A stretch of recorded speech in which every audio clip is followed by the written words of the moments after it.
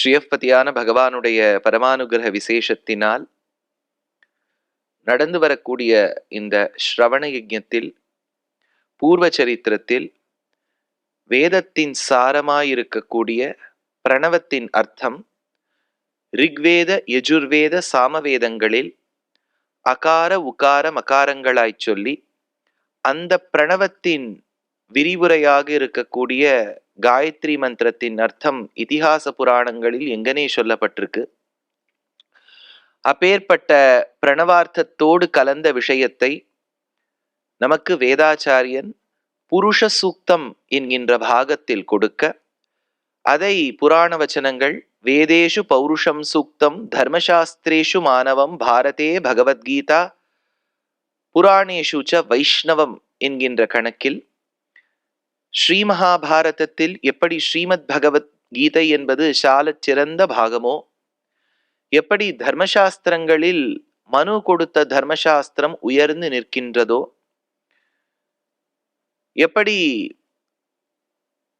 வேதத்தில் புருஷ சூக்தமானது சர்வவேதேஷு பட்யதே என்று சிறந்து விளங்குகின்றதோ, அப்பேற்பட்ட விதத்தில் நாம் புருஷ சூக்தத்தின் அர்த்த விசேஷங்களை 5 மகனியர்கள் வியாக்கியாத்தாக்கள் அவர்களின் உரையை பற்றாசாக கொண்டு அனுபவித்து வருகிறோம். உவட்டாச்சாரியர், பட்டபாஸ்கரர், சாயனாச்சாரியர், மகீதரர், ரங்கராமானுஜமுனி. அப்பேற்பட்ட 5 மகனியர்கள் கொடுத்த வியாக்கியானம், அதையும் அடிவொத்தி சில சில விஷயங்களை ஆழ்வாராதியர்களின் ஈரச் சொற்களையும் கொண்டு அனுபவித்து வருகிறோம். அதுல சுருக்கமா முதல் மந்திரம் சஹஸ்ரசீருஷா புருஷः சஹஸ்ராக்ஷः சஹஸ்ரபாத் சபூமிம் விஸ்வதோ விருத்வா அத்யதிஷ்டத் தசாங்குலம். எல்லாவிடத்திலும் வியாபித்திருக்கக்கூடிய எம்பெருமான் 1000 சிரசுக்கள், ஆயிரக்கணக்கான சிரசுக்களை ஆதாரத்துவமாக்கி எல்லாவிடத்திலும் தன்னுடைய பார்வை சர்வ தர்ஷிதத்துவம் இருக்கின்றபடியால் 1000 கண்களோடு கூடியவனாக ஆக்கி எல்லாவிடத்திலும் நம்மை தொடர்ந்து வருகின்றான், நமக்கு பாலனகர்த்தா ரக்ஷகனாக இருக்கின்றான் என்பதனால் சஹஸ்ரபாத் என்கின்ற வார்த்தையால் சொல்லி, அப்பேற்பட்ட எல்லா உலகங்களையும் வியாபித்திருக்கக்கூடிய பகவான் தசாங்குலம் என்று வாய்க்குள்ளும் ஹிருதய கமலத்திலிருந்து பிரம்மரந்திரம் வரையிலும் உச்சந்தலையிலிருந்து மொவ்வாய் வரை இருக்கக்கூடிய பாகங்களில் இருக்கின்றான். முதல் மந்திரம். 2வது, அப்பேற்பட்ட புருஷன் பரமபுருஷன் ஸ்ரீமன் நாராயணன் புருஷ ஏவேதகும் சர்வம் யத் பூதம் யச்ச பவ்யம். முதல் மந்திரத்தால தேசத்தால அவருக்கு எந்த விதமான சங்கோச்ச விகாசங்களும் கிடையாதுன்னு பார்த்தோம். He is not bound by any kind of space. He pervades everywhere. காலத்தால உண்டா அப்படின்னு கேட்டா இல்ல. முக்காலம், இக்காலம், வரும் காலம், பூதபவ்ய பவத் பிரபு என்கின்ற சஹஸ்ரநாமாவளியில் உள்ள அர்த்தம் போலே எல்லா காலங்களிலும் இருக்கின்றான் எம்பெருமான். யத் பூதம் யச்ச பவ்யம். அவன் எதை அளிக்கின்றான்? மோக்ஷத்தை அளிக்கின்றான், பரமபதத்தை கொடுக்கின்றான். உதா அமிர்தத்வஸ்ய ஈசானஹா. அவர் மோட்சத்தை கொடுக்கிறார். யார் அமிர்தமா இருக்கார்? அவரே அமிர்தமா இருக்கார். எதன்னேனாதி ரோஹதி அப்படின்னு 2வது மந்திரத்துல பார்த்தோம். 3வது மந்திரம் ஏதாவானஸ்ய மகிமா அதோஜ்யாயாகிச்ச பூருஷா. இப்பேற்பட்டவனுடைய மகிமை சுற்றிலும் முற்றிலும் பார்த்தா இவ்வளவு விரிச்சு தெரியறதே, உனக்கு புரியறதான்னு வேதாச்சாரியன் நம்மள கேட்கிறார். அசந்து போய் நிற்கும் போது அவர் சொல்றார், பாதோஸ்ய விஸ்வா பூதானி. நீ ரொம்ப ஆச்சரியப்படாதே, நீ பார்க்கறது எல்லாமே அவனுடைய கால்வாசிதான். பாதோஸ்ய விஸ்வா பூதானி. நீ பார்க்காதது திரிபாதஸ்யாமிருதம் திவி. மும்மடங்காக இருக்கின்றது நீ பார்க்காத உலகம், அது நித்திய விபூதி. நீ பார்க்கின்ற லீலா விபூதியோ பாதோஸ்ய விஸ்வா பூதானி. இன்னொரு அர்த்தம் பாதோஸ்ய விஸ்வா பூதானினா பரவாசுதேவனிலிருந்து வியூகவாசுதேவனாய் வரக்கூடிய எம்பெருமானுடைய பெருமை, அதுதான் பாதோஸ்ய. நீ பார்க்காதது எது? ஸ்பா, சங்கர்ஷண, பிரத்யும்ன, அனிருத்தர்கள்னு சொல்லக்கூடிய 3 வியூகமூர்த்திகளினுடைய பெருமை. திரிபாதஸ்யாமிருதம் திவி. அச்சா, 4வது மந்திரம் திரிபாத் ஊர்த்வ உதைத் புருஷः பாதோஸ்யேஹா பவாத் புனः ததோ விஸ்வங் வியக்ராமத் சாசனா நசனே அபி. எதெல்லாம் சாப்பிடுகின்றதோ, போஜனத்தை ஸ்வீகரிக்கின்றதோ, எது ஸ்வீகரிக்கலையோ அப்பேற்பட்ட ஜங்கம ஸ்தாவரங்களுக்கும் சுவாமியாக இருக்கின்றான். சாசனானசனே அபி ததோ விஸ்வங் வியக்ராமத், அப்பேற்பட்ட பகவான் திரிவிக்ரமாவதாரம் எடுத்து இந்த பூமியெல்லாம் அளந்து விண்ணுலகையெல்லாம் அளந்து நிற்கின்றான். திரிபாதூர்த்வ உதைத் புருஷ பாதோசேஹா பவாத் புனஹ. 4வது மந்திரம் சொல்லித்து. 5வது தஸ்மாத் விராடஜாயத விராஜோ அதிபூருஷ சஜாதோ அத்தியரிஷ்சத பశ్చాத் பூமிம் அதோபுரஹ. நீ பார்க்கின்ற பூமியெல்லாம் அளந்து நிற்கின்றது அப்பேற்பட்ட திருவுருவமான திரிவிக்ரமாவதாரம். விராடஜாயதா விராஜோ அதிபூருஷ, அவனிலிருந்து இப்ப அனிருத்த நாராயணிலிருந்து சிருஷ்டி ஆரம்பிக்க போறதோ அப்பதான் பிரம்மா படைக்கப்படுகின்றார். யத் புருஷேன ஹவிஷா, பிரம்மாவானவர் பசுவாகின்றார். அவரை தான் ஹவிசா யஜ்ஞத்துக்கு கொடுக்க போறோம். தேவா யஜ்ஞமதன்வத, அவரை வைத்துக் கொண்டு சிருஷ்டியாகம் பண்ண போறோம். அப்புறம் வசந்தோ அஸ்யாசீதாஜ்யம், யாகத்துக்கு வேணுங்கிற நெய்தான் வசந்த காலம். கிரீஷ்ம இத்மஹ, கிரீஷ்ம காலம் என்னும் அந்த சம்மர் சீசன், அதுதான் வேண்டிய சமித்துக்கள். ஷரத் ஹவிஹி, ஷரத் காலம் என்பதுதான் புரோடாசம். அடுத்தது சப்தாஸ்யாசன் பரிதய, வடக்கு தெற்கு மேற்கு 2 2 2 குச்சியை வச்சு சூரியனுக்கு 1 வச்சு 1 + 6 7 குச்சிகள். அதுதான் பிருத்திவி அப்பு தேஜஸ் வாயுன்னு சொல்லக்கூடிய பஞ்சபூதங்கள், அதோடு சேர்ந்து இருக்கக்கூடிய மனசித்தியாதிகள். இந்த 7மே சப்தாஸ்யாசன் பரிதய, பரிதியா வைக்க போறோம். த்ரிசப்த சமித கிருதாக, 3 × 7 21 சமித்துக்கள் நமக்கு தேவை. அதுதான் பஞ்சபூதம், பஞ்ச தன்மாத்திரைகள், பஞ்ச ஞானேந்திரியம், பஞ்ச கர்மேந்திரியம், மனசு. 21 நம்ம சமித்தா வச்சுக்க போறோம். அடுத்தது தேவாயத்யஜ்ஞன் தன்வானாக, தேவர்கள் நித்தியசூரிகள் தான் யாகத்தை பண்ண போறா. அபத்னன் புருஷம் பசும், அந்த மூல பிரகிருதிங்கிற அந்த யூபஸ்தம்பத்துக்கு பிரம்மாங்கிற பசுவை கட்டி வச்சிருக்கா. நான் சுருக்கமா சொல்லின்னு வந்திருக்கேன். இதெல்லாம் 3 நாளா சொல்லி சொல்லி நிறைய சொல்லியாச்சு. புதுசா கேட்கற மாதிரியே கேட்காதீங்க. இதெல்லாம் 3 நாளா 6 மணி நேரம் ஆயிடுத்து. அதெல்லாம் இப்போ ஒரு முன்னுரை போட்டுட்டு அடுத்த மந்திரத்துக்கு போகணும். அதனால அடுத்தது சொல்றார், அபத்ரன் புருஷம் பசும், பிரம்மா என்கின்ற பசுவை கட்டி வச்சிருக்கா. அடுத்தது அடுத்த மந்திரம், அதுதான் தையஜ்யம் பர்ஹிஷி ப்ரௌக்ஷன், அந்த பிரம்மா என்கின்ற பசு கட்டப்பட்டிருக்கே அதுக்கு புரோக்ஷணம் பண்றா. தையஜ்யம் பர்ஹிஷி ப்ரௌக்ஷன் புருஷம் ஜாத்தம் அக்ரதா, மேல புருஷன் படைக்க போறார். தேன தேவா அயஜந்த, இப்போ முக்தாத்மாவும் நித்யாத்மாவும் தேவர்களாகி இந்த சிருஷ்டியாகத்தை பண்ணிட்டு இருக்கா. சாத்தியா ரிஷயச்சையே, ரிஷிகள் பார்த்திருக்க கொண்டு செய்தே, அதாவது மந்திர திருஷ்டான்னு பேர் ரிஷிகளுக்கு. அவ பார்த்துட்டு இருக்கும் போது இந்த சிருஷ்டியாக நடக்கிறது. அடுத்தது 9வது மந்திரம். இப்ப என்னெல்லாம் வருதுன்னு சொல்றார். தஸ்மாத் யஜ்ஞாத் சர்வஹுதா வந்தாச்சு. இப்ப யஜ்ஞத்திலேருந்து என்ன வருது?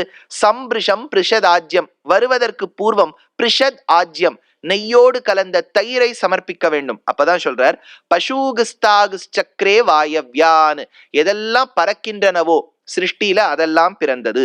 ஆரண்யான், காட்டில இருக்கக்கூடிய கொடூரமான மிருகங்கள் வந்தது. கிராமியாஸ்சயே, எதெல்லாம் வீட்டிலும் கிராமத்திலும் வளர்க்கலாமோ அதெல்லாமோ வந்தது. தஸ்மாத் யஜ்ஞாத் சர்வஹுதா ரிச்சசாமானி ஜக்ஞிரே, வேதத்தில் சாரமாக இருக்கக்கூடிய ரிக்குகள் சாமங்கள் பிறந்தன. சந்தாகும்சி ஜக்ஞிரே தஸ்மாத், சந்தஸுக்கள் பிறந்தன. முன்னாடி சொன்ன சப்தாசியாசன் பரிதயாக்கு சாயனாச்சாரியர் 7 சந்தஸுக்கள்னு சொன்னார். அதுதான் நம்ம 24 அக்ஷரங்கள், 28 32 36 40 44 48 குதிரை, அந்த 7 குதிரைகளுக்கு இருக்கக்கூடிய கயிறுகள், சூரியனுக்கு இருக்கக்கூடியதுதான் 7 சந்தஸ். காயத்ரி தொடங்கி பார்த்தோம், ஞாபகம் இருக்கு இல்லையா? அதை சொல்றார். யஜுஸ் தஸ்மாத் அஜாயத, யஜுர்வேதத்தின் சாக்கைகளும் பிறந்தன. தஸ்மாத் அஸ்வா அஜாயந்த, அஸ்வங்கள் பிறந்தன. ஏகேஜோ பயாததா, எதற்கெல்லாம் 2 வரிசை பல் இருக்கின்றதோ அதெல்லாம் பிறந்தது. காவோஹ ஜக்ஞிரே தஸ்மாத், பசு பசு போன்ற வகையை சார்ந்த மிருகங்கள் பிறந்தன. தஸ்மாத் ஜாதா அஜாவய, அஜம் அதாவது அந்த ஆடு முதலானவற்றும் பிறந்தது. அதுக்கே பார்த்துட்டோமா? வேதங்கள் பிறந்ததுன்னு சொல்றது இல்லையா புருஷ சுக்தம், அதுக்கு வியாக்கியானத்துல படிக்கிறா. அந்த பங்கியை சேவிச்சுட்டு அர்த்தம் பார்த்துடலாம். சதுர்முகஸ்ய மானசீய யாகாத், சதுர்முகஸ்ய 4 முகங்களோடு கூடிய பிரம்மாவின் மானசீய யாகாத், மனசளவுல பண்ண யாகத்தால் ரிச்சஹ ரிக்வேதஸ்ய ஏகவிம்சதி சாக்காக, ரிக்வேதஸ்ய ரிக்வேதத்தின் 21 சாக்கைகள் ஏகவிம்சதி, விம்சதினா 20, ஏகவிம்சதினா 21 சாக்கைகள் பிறந்தன. அடுத்தது சாமானி, சாமத்தின் சாமவேதஸ்ய சஹஸ்ரசாகஸ்ச ஜக்ஞிரே உற்பன்னாக, 1000 சாக்கைகளோடு கூடிய சாமவேதம் பிறந்தது. 1000, யாரெல்லாம் சாமவேதத்தை சேர்ந்திருக்கிறோ ரொம்ப பெருசான வேதம் சாமவேதம். 1000 சாக்கைகள் இருக்கு. 1000 சாக்கைகள்னா எப்படி சொல்றது, பிரான்ச்சுன்னு சொல்ல முடியாது, ஷாக்கானா பிரான்ச்சுன்னு வச்சுக்க முடியாது. அது வந்து ஒரு புஸ்தகம்னு வச்சுக்கோங்களேன், சுலபமா புரிஞ்சுக்கணும்னா புஸ்தகம்னு வச்சுக்கோங்க. 1000 புஸ்தகங்கள் அப்படின்னா அவ்வளவு விஷயங்கள் அடங்கி இருக்குன்னு வச்சுக்கோங்க. ஷாக்கைனா புஸ்தகம்னு அர்த்தம் இல்லை, புரியறதுக்காக சொல்றேன். ஆனால் நம்ம பண்ண பாக்கியம்னு ஒரு லைட்டர் வெயின்ல சொல்லட்டுமா, 997 சாக்கைகள் லுப்தம், காணாம போயிடுத்து. 3 சாக்கைகள் தான் இருக்கு. அப்பாடி, அதுதான் சார், இவ்வளவு 1000 சாக்கை இருந்தா யார் படிப்பா? அந்த 3 சாக்கையை படிக்கிறதுக்கே ஒரு ஜன்மம் போறாது, அவ்வளவு பெருசது. அதுதான் அதுல பெருமை. அதனால 1000 சாக்கைகள் பிறந்ததாம். தஸ்மாத் சதுர்முகாத் சந்தாம்சி காயத்ரியாதீனி ஜக்ஞிரே உற்பன்னானி யஜுஹு ஏகோத்தரசத யஜுஷாக்காக உற்பன்னாக, 101 பிறந்தது. அதனால இந்த ரிக்வேத யஜுர்வேத சாமவேதங்களிலிருந்து சாக்கைகள் பிறந்தன. எப்பவுமே நீங்க ஒரு ஸ்தோத்திரம் கேள்விப்பட்டிருப்பேன், ஹயக்ரீவ ஸ்தோத்திரம்னு சுவாமி வேதாந்த தேசிகன் கடலூர் அருகே திருவஹீந்திரபுரம், அஹி அப்படின்னா பாம்பு, அஹீந்திரன் அப்படின்னா ஆதிசேஷன், பணினா பாம்பு, பணீந்திரன்னா ஆதிசேஷன், போகினா பாம்பு, போகீந்திரன்னா ஆதிசேஷன், போகீந்திர சாயினம், அஹீந்திரபுரம், இதெல்லாம் ஆதிசேஷனுக்கு இருக்கக்கூடிய பெயர். ஆதிசேஷன் அந்த ஊரை நிர்மாணம் பண்ணி தேவநாத பெருமாளுக்காக எழுப்பினார். ரொம்ப ஆச்சரியமான திவ்யதேசம், நடுநாட்டு திவ்யதேசம். திவ்யதேசங்கள் 108ல 40ஆம் சோழம், காவேரிக்கு இப்புறமும் அப்புறமும் 40 சோழ நாட்டு திவ்யதேசங்கள். 18ஆம் பாண்டியம், அதாவது வைகை நதியும் தாமிரபரணியும் ஓடக்கூடிய திவ்யதேசங்கள் இருப்பது 18. பாலாறு, பயஸ்வினின்னு சொல்லக்கூடிய பாலாறு ஓடக்கூடிய இந்த தொண்டை நாட்டில் 22 ஆச்சா, 40 18 22. அதை தவிர்த்து சோழ நாடும் அல்ல, பல்லவ நாடும் அல்ல, பாண்டிய நாடும் அல்ல, நட்ட நடுவுல 2 மாட்டின் இருக்கோம். அதுதான் அங்க கடிலம்னு சொல்லுவா, கருட நதி. அந்த நதி ஓடக்கூடிய 2 ஆச்சரியமான திவ்யதேசம். கருட நதி கிட்ட அஹீந்திரபுரம், பெண்ணையாத்தங்கரையில இருக்கக்கூடியது திருக்கோவலூர். இந்த 2 திவ்யதேசத்துக்கும் நடுநாட்டு திவ்யதேசம்னு பேர். ஆச்சா, 40 சோழம், 18 பாண்டியம். நான் ஏன் மறுபடியும் சொல்றேன்னா ஞாபகம் வச்சுருவேள். ஏன்னா இது நீங்க கேட்டுட்டே இருந்தேன்னா ஞாபகம் இருக்கும். 40ஆம் சோழம், 18ஆம் பாண்டியம், 22ஆம் தொண்டை, 2 திவ்யதேசங்கள் நடுநாட்டு திவ்யதேசங்கள். ஆச்சா, இதை தவிர்த்து கேரளத்தை சார்ந்த அந்த திவ்யதேசங்களுக்கு மலைநாட்டு திவ்யதேசங்கள்னு பேர். அந்த மலைநாட்டு திவ்யதேசங்கள் 13.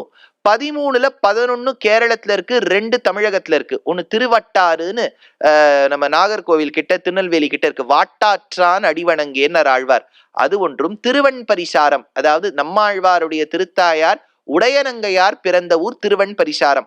2 தமிழ்நாட்டுல, 11 கேரளத்துல. இது 2 சேர்ந்து 13 திவ்யதேசங்கள், மலைநாட்டு திவ்யதேசங்கள். அதை தவிர்த்து இப்ப அகஸ்திய பாஷா தேசத்துக்கு உத்தராவதியாயின்னு தேசிகர் எடுப்பார். தமிழகத்தின் எல்லையாக இருக்கக்கூடிய திருப்பதி, அந்த திருப்பதியிலேருந்து ஆரம்பிச்சு அதுக்கெல்லாம் வடநாட்டு திவ்யதேசங்கள்னு பேர். ஞாபகம் வச்சுங்க, திருப்பதி எதுன்னா வடநாட்டு திவ்யதேசம், நார்த் திவ்யதேசம்னு பேர் இதுக்கு. திருப்பதி, அகோபிலம், அதே மாதிரி நீங்க கோகுலம், விருந்தாவனம் இதெல்லாம் எடுத்துக்கிற இல்லையா, நைமிஷாரண்யம், அயோத்தியா, துவாரகா, பதரிகாசிரமம், திருப்பிருதி, ஜோஷி மட்டம், அப்புறம் முக்திநாத், இதெல்லாம் எடுத்துட்டேன்னா 11 திவ்யதேசங்கள் வடநாட்டு திவ்யதேசங்கள். இதெல்லாம் சேர்த்து இப்ப நான் சொன்ன நம்பர் எல்லாம் சேர்த்து போட்டேன்னா 106ன்னு வரணும். விஞ்சி இருப்பது 2. அது நம்ம மெட்ராஸ்ல ஏதாவது ஒரு ஆட்டோல எங்கேயாவது வாகனத்துல ஏறினா அந்த 107 108ல கொண்டு சேர்த்துருவா. அதுதான் திருப்பார்கடல் திருப்பரமபதம். 108 திவ்யதேசங்கள்லாச்சா. அதுல நடுநாட்டு திவ்யதேசங்கள் 2 இருக்கா. அதுல கடலூர் கிட்ட இருக்கிறது தான் திருவஹீந்திரபுரம். பெருமாளுக்கு தேவநாதன்னு பேர். அந்த தேவநாத பெருமாள் எதிர்க்க இருக்கக்கூடிய மலை ஔஷதகிரின்னு பேர். ஆஞ்சநேயர் தான் அந்த ஔஷத மலையை, சஞ்சீவனியை சுமந்து கொண்டு செல்லும் போது ஸ்தல புராணம் என்ன சொல்றது, ஒரு சின்ன பகுதி நழுவி கீழே விழுந்துட்டான், ஔஷதகிரின்னு பேர்.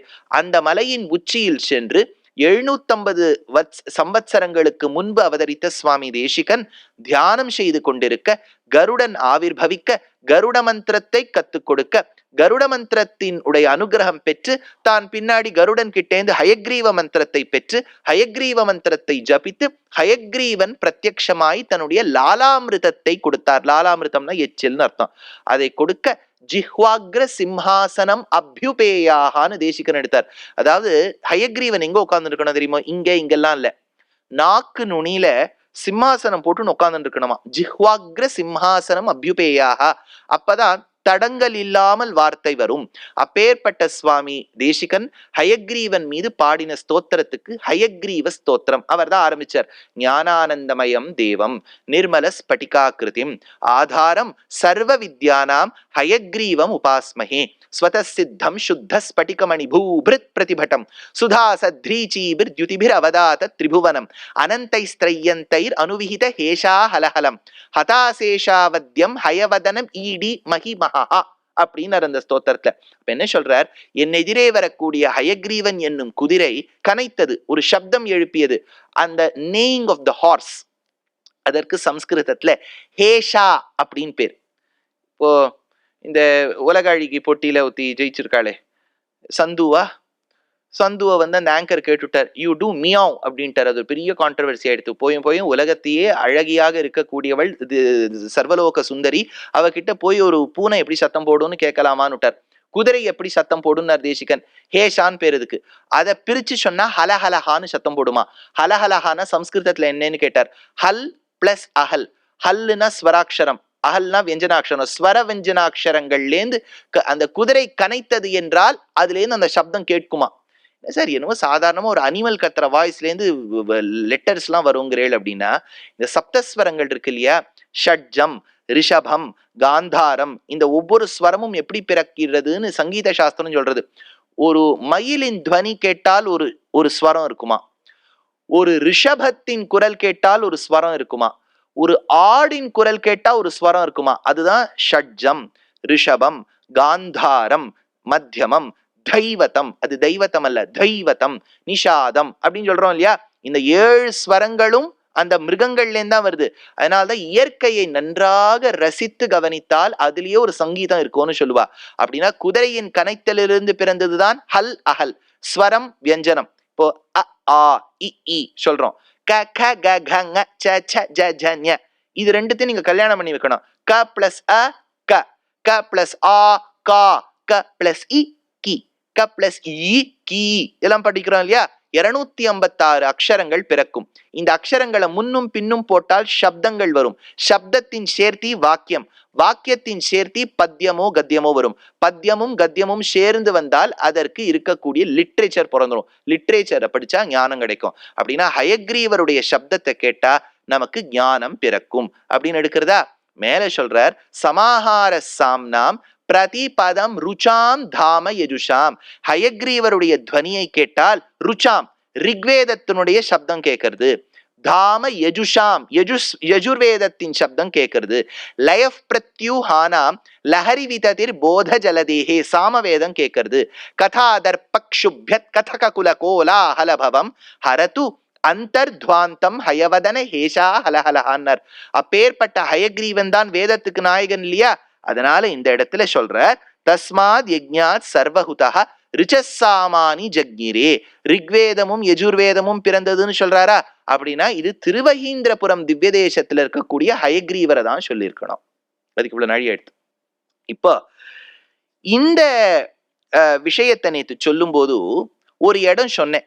கிஷ்கிந்தா காண்டத்துல ஸ்ரீமத் ராமாயணத்துல ஹனுமான் ஒரு அந்தணனின் வேடம் பூண்டு வந்து ராமனை பார்க்க செய்தே, ராமனும் ஹனுமானின் வாக் பிரபாவத்தை கேட்டுவிட்டு ரிக்வேதம் படித்தவனோ சாமவேதம் படித்தவனோ யஜுர்வேதம் படித்தவன் கூட இந்த மாதிரி பேச முடியாது லக்ஷ்மணான்னு சொல்றாரு இல்லையா. அதுக்கு என்னென்ன வரிகள் இருக்குங்கிறத வியாக்கியானத்துல இருந்து சேவிச்சுடுறேன். இந்த 5 நாள் வந்து முன்னெல்லாம் திக் திக் வாரம் அப்படின்பா. அந்த மாதிரி இது உங்களுக்கு ஒரே வியாக்கியான வாரமா போயிடுது. வெறும் உரைகள்ல இருந்து வாசிக்க போறேன். முதல்ல சொல்றார், ஏகைகானுவாகே அனுவாகாந்தராக்கியா சாங்கிய தாரணாஸ்ய துஷ்கரத்வா திருஷ்ட யஜுர்வேத தாரண இத்யுக்தம். என்ன சொல்றார்? யஜுர்வேதத்தை கற்றவன் ஹனுமான்ங்கிறது எப்படி தெரிஞ்சதுன்னர்? யஜுர்வேதம் கத்துண்டவா ஒரு அணுவாக்கத்துக்கும் இன்னொரு அணுவாக்கத்துக்கும் கன்ஃபியூஸே ஆகக்கூடாதாம். கன்ஃபியூஷன் இல்லாம தெளிவா சொல்லணுமா. அவ்வளவு தெளிவா இந்த ஹனுமான் பேசுறதுனால யஜுர்வேதம் கற்ற சாரம் இவங்கிட்ட இருக்குன்னு சொன்னாலாம். சாமவேதம் எதுக்குன்னர்? ஊஹர ரகசியாதி கர்ப்பித கான விசேஷானு துர்விக்ஞேயத்வாத் சாமவேத விதுஷா. அதாவது பேசும்போது ஆர்டிகுலேஷன் இருக்கணும். இப்ப நீங்க ஒரு குழந்தைய கூப்பிடுறேன்னு வச்சுக்கோ, டே கண்ணா அப்போ பூதம் மாதிரி ஒண்ணு வந்தது அப்படி சொன்னாதான் அது கேட்கும். டே கண்ணா பூதம் ஒன்று வந்தது அப்படி சொன்னா யார் கேட்க போறா பாருங்க. அதனால இதெல்லாம் வாக் சாமர்த்தியம்னு பேர். எந்த இடத்துல ஏத்தணும், எந்த இடத்துல குறைக்கணும். பேச்சுல மட்டும் இல்ல, பாட்டிலும் அப்படி இருக்க வேண்டும். ஏதாவது ஒரு இடத்துல தினகரான்வயதிலகம் திவ்யகாதி சுத சவன வனரச்சித சுபாஹுமுகவதம் அஹல்யா பாவனம். அஹல்யா பாவ சாப விமோச்சனம் கொடுக்குறோம் அவளுக்கு. அப்ப அந்த அஹல்யா சொல்லும் போது குரல் மெல்லிஷாகணும். வதம் வதத்தை அந்த சுபாகுவோட சேர்த்துடணும். சுபாகு வதம் அஹல்யா. நமக்கு தெரிஞ்ச ராமாயணத்துல அஹல்யாவை வதம் பண்ணல, அதனால அந்த சுபாகுவோட வதத்தை சேர்த்துடணும். அப்ப அஹல்யா பாவனம் அனகமீஷ பங்கம். அந்த இடத்துல வீரரசத்தை காமிக்கணும். அப்படின்னா கான விசேஷம் தெரிஞ்சிருக்கணும். ஹனுமான் பேசும்போது அவ்வளவு சாமர்த்தியம் இருந்ததுனால இவருக்கு சாமவேத சாரம் தெரிஞ்சிருக்குன்னு சொன்னாலாம். அதனால முவ்வேதங்களும் அவருக்குள்ள அடக்கம் இருக்குன்னு ஆயிடுதா.